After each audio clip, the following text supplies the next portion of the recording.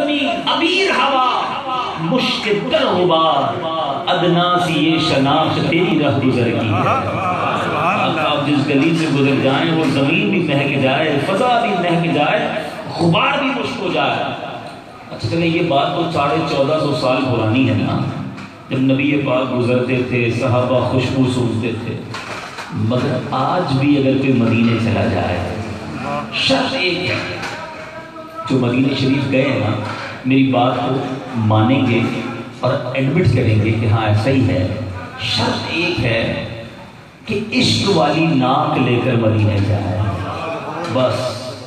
پھر ساری دنیا میں کہیں اور گھومتا پھرتا رہے، مدینے جائے گا تو لگ پتہ جائے گا کہ یہ گلیاں کچھ اور ہیں، یہ فضائیں کچھ اور ہیں۔ شاعر لکھتا ہے نا عرصہ ہوا طیبہ کی گلیوں سے وہ گزرے ہیں، عرصہ ہوا طیبہ کی گلیوں سے وہ گزرے ہیں، اس وقت بھی گلی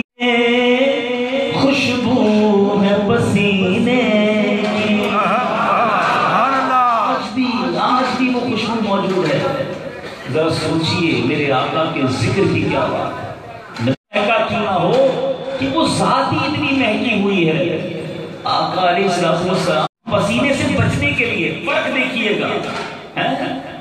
نبی پاک علیہ السلام ہم اپنے پسینے سے پسینے کی بدبو سے بچنے کے لیے عطر لگاتے ہیں، باڈی لوشن لگاتے ہیں، اسپرے کرتے ہیں کہ یار کسی کو بدبو نہ آئے۔